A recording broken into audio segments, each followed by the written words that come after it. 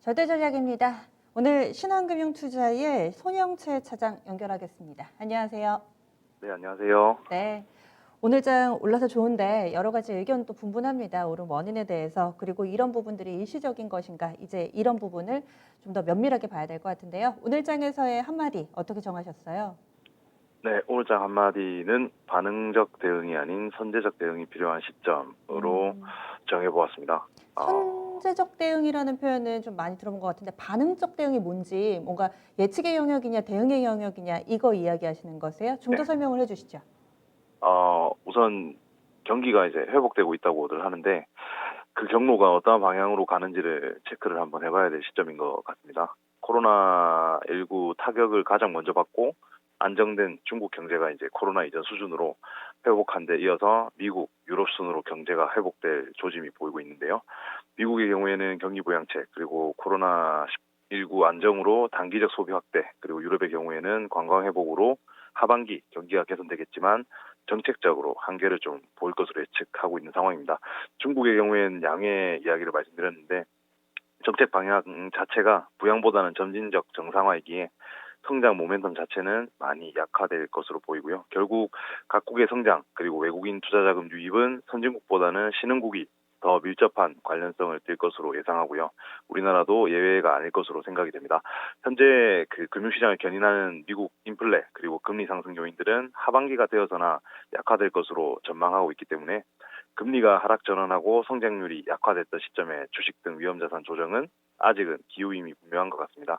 이런 상황에서 투자자들이 어떻게 해야 할까? 그 답이 이제 바로 달러 대비 원화 약세 기조가 큰 변함이 없는 현재 상황에서 3월 들어 순매수로 전환한 외국인이 그 답을 줄 수 있다고 생각하는데요.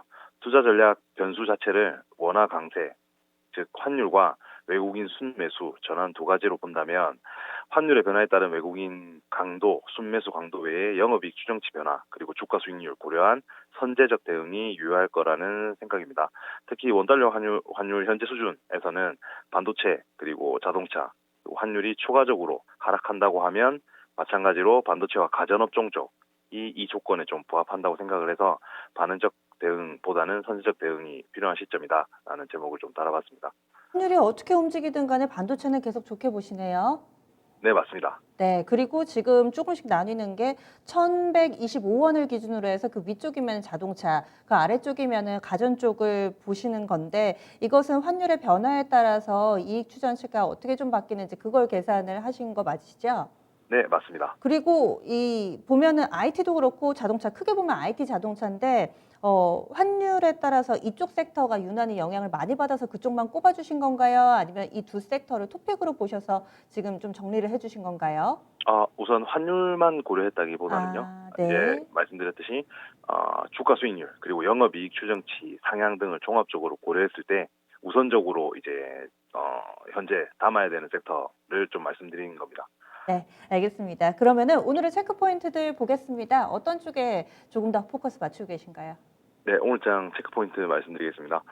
코스피는 FOMC 대기 모드 속에 미국, 중국 경제 지표 호조로 경기 회복 본격화 기대가 커지며 상승 출발을 했는데요. 3월 뉴욕 연방은행 제조업 지수가 2년 2개월 만에 최고치 기록했지만 아무래도 유로존에서 아스트라제네카 백신 접종 일시 중단 소식이 상단을 좀 막는 모습이 있었습니다. 외국인의 경우에는 운송, 유틸리티 업종을 순매수하는 가운데 2차 전지 업종 제외하고 수급 방향성은 뚜렷하진 않은 편이었는데요.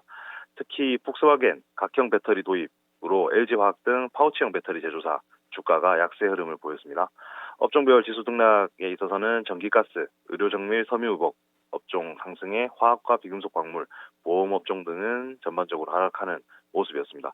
코스닥 지수의 경우에는 나스닥 지수 1%대 반등에 기술주 전반 투자 심리가 회복되면서 상승을 했는데요.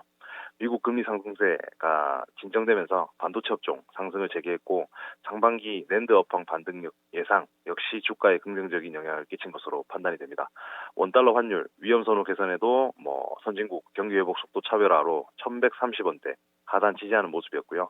아시아 주요국 증시 전반적으로 상승하는 흐름 보여줬습니다. 네. 그러면 특징적인 종목이라든지 요즘에 수급도 연기금의 매수 전환 이런 부분들을 또 많이들 보시던데 수급적인 특징도 좀 봐주세요. 네, 이어서 수급 그리고 특징 종목 말씀드리겠습니다. 우선 KRX100 구성 종목 중에는 신풍제약 상승이 좀 두드러졌고요. 2차 전지 관련주들은 이제 앞서 말한 폭스바겐 이슈 때문에 약세를 피하지 못한 것 같습니다.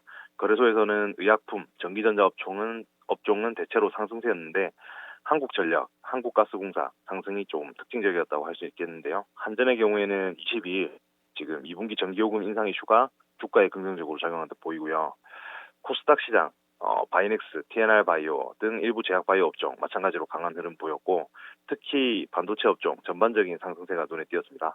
수급에 있어서는 외국인 순매수 상위 종목은 금액 기준으로 코스피에서는 네이버, LG전자, 삼성전자 순이었고요. LG화학, 기아차 그리고 SK, LG 디스플레이 등은 가장 많이 판 종목이었습니다. 코스닥 시장 같은 경우는 원익 IPS 그리고 이오테크닉스, 니노공업 많이 샀고요. 시젠, 바이넥스, 다날, 박셀바이오 등은 매도 상위에 이름을 올렸습니다. 끝으로 전일 대비 거래량 증가 종목 부분 보시면 코스피 시장에서는 100% 무상증자 발표한 유유제약 그리고 한전산업, 부광약품이 그리고 코스닥에서는 비트컴퓨터, 기가레인, 켄트로스 등이 거래량 증가율 상위에 이름을 올린 것 같습니다. 네. 그러면 내일은 뭘 봐야 될까요? 내일장 체크포인트 두 가지 중에 첫 번째는 3월 FOMC 회의입니다. 지금 금리에 대해서 무수히 많은 말들이 오가는 상황인데요. 추세적인 위험자산 선호 심리 개선 가능성이 뚜렷하지 않고 그리고 코스피 변동성 지표 등 여러 가지 지표들이 금리 방향성에 대해서 시장 참가자들의 불안 심리를 계속해서 보여주고 있습니다. 결국 금리 상승 자체보다는 변동성이 더 문제인 것 같은데요. 오퍼레이션 트위스트 같은 정책은 물론 호재겠지만 2011년 유럽의 경우에는 이미 재정 위기를 겪고 있었던 상황이었고 지금은 위기를 벗어나는 시기이기 때문에 연준이 정책을 내놓기는 이르다는 판단이고요. 지금 필요한 것은 금리 하락이 아니라 안정적인 상승이라고 생각합니다. 물론 연준이 시장 예상 대비 완화적 스탠스를 피력한다면 저가 매수세가 유입될 가능성이 있다는 점은 열어둘 필요가 있겠지만 지난주부터 말씀드렸듯이 패드는 지금 숨어있는 자세를 취할 가능성이 더 높다고 생각을 합니다. 두 번째로는 18일 목요일 SK 바이오사이언스 상장 이슈인데요. 증시 사상 최대 규모 청약 증가금 64조 원 뭉칫돈이 몰린 SK 바이오사이언스 일반 공모주 청약이 마무리가 됐습니다. 청약 증거금 환불일이었던 12일 증시 대기 자금이 급증했는데요. 11일 날 39조 4,800억 달했던 CMA 자금이 하루 만에 20조 넘게 증가해서 60조 원 가량 되었습니다. 특히 투자자 예탁금 경우에는 6조 4천억 늘어난 64조 원을 기록했는데요. 청약 이후에 증거금 환불로 일부 자금이 대출을 갚기 위해 은행 계좌로 빠져나갔지만 여전히 절반 이상이 다시 증시로 유입된 셈입니다. 물론 시차를 두고 빠져나갈 가능성도 남아있지만 금리나 물가로 인해 증시 전반의 분위기가 불안정해진 가운데 시장에 대한 관심도 재고 측면에서는 긍정적인 부분이 되어줄 걸로 기대를 하고요. 국내 증시가 마땅한 활로를 찾지 못하고 있는 현 상황에서 투자자들 자금이 쏠려 이른바 따상을 기록하리라는 예측이 많은데요. 공모가 6만 5천 원의 2배 가격 13만 원의 상한가, 즉 16만 9천 원 종가를 예측하는 겁니다. 그래서 수요 예측 당시에 공모 희망가 상단 아래쪽을 제시한 참여기간 투자자가 한 곳도 없었다는 점 또한 따상에 대한 기대를 모으는 이유가 되겠습니다. 네. 상장이 18일 내일 모레죠? 그러면은 그 청약 환불은 하루 전에 되는 건가요? 내일 되는 건가요? 일정상으로요? 12일 날 이미 그 증거금 환불 입금이 됐습니다. 네. 네. 그래서 지금 SK 바이오사이언스 상장 이슈까지 좀 봐주셨고, 그러면 내일 전체적인 투자 전략 어떻게 세워야 될까요? 우선 지금과 같이 불안, 즉 변동성이 엄습할 때는 가치, 즉 실적에 기대는 전략이 좀 유효할 것 같습니다. 첫째로 1분기 어닝 서프라이즈 예상 기업을 좀 주목해 봐야 된다는 생각이고요. 3개 기간 이상 추정치 제시한, 즉 컨센서스가 형성된 상장사 중에 적자 기업 제외하고 영업이익 컨센서스가 한 달 전 대비 8% 이상 상승한 종목은 13개 정도 지금 분류가 됩니다. 절대치 제외한 변동률 기준으로 특징적인 종목 몇 가지를 말씀드리면 YG엔터, 그리고 실리콘웍스, 테스, AP시스템, LG이노텍, 한국금융지주, LG디스플레이 등이 있는데요. 특히 IT기기 수요 호조, 그리고 견조한 패널 수요, 그리고 DDI 극심한 공급 부족으로 인해서 LG그룹의 실적 변동치가 좀 눈에 띄는 모습이었습니다. 참고적으로 말씀드리면 영업이익 컨센서스 큰 하락이 있었던 종목으로는 LNF, BH, 한국조선해양, 한국전력, 그리고 MC넥스, 원익 IPS가 있었습니다. 그리고 두 번째로는 지금 초대형주보다 대형주가 편안하다고 상대적으로 생각이 드는데요. 삼성전자의 경우에 개인 기관을 합친 국내 투자자 지분율하고 그리고 코스피 200의 코스피 50 대비 상대 강도는 최근 들어 반대로 움직이는 경향을 보이고 있습니다. 이 말은 바꿔서 말하면 최근 삼성전자에 대한 국내 투자자 지분율이 크게 변동이 없다라고 한다면 그동안 빠지기만 했던 코스피 200의 상대적인 강도가 반등할 가능성이 있다는 의미인데요.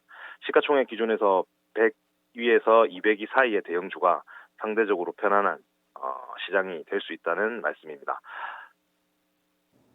네. 그래서 초대형주보다는 대형주 정도의 사이즈 종목을 보자. 이렇게까지 마무리해 주시네요. 네, 알겠습니다. 오늘 자세한 말씀 고맙습니다. 네, 감사합니다. 네. FOMC에 대해서도 의견이 분분합니다. 어떤 전문가는 꼭 봐야 한다. 핵심이다. 그리고 어떤 전문가는 이미 어느 정도 예상이 됐기 때문에 시장에 큰 영향이 없을 것이다. 물론 시장에 정답은 없습니다. 다양한 투자 의견이 있는데요. 이 부분을 여러분들이 또 성향에 맞게 그리고 자금의 성격, 그 자금의 기간 이런 부분들에 맞게 취사 선택해 보는 그런 현명한 판단이 필요해 보입니다. 그리고 조금 전에 함께했던 손영채 차장 같은 경우는 너무 큰 종목보다는 약간 옐로우 칩 정도 사이즈의 종목에서 힌트를 찾고 있으니까요. 이 부분도 참고해 보시면 좋겠네요. 지금까지 다양한 투자 판단에 대한 도움 말씀드렸습니다. 종목의 상승과 하락을 보장하지는 않습니다. 내일장 이 시간 다시 찾아뵐게요. 함께해 주신 여러분 고맙습니다.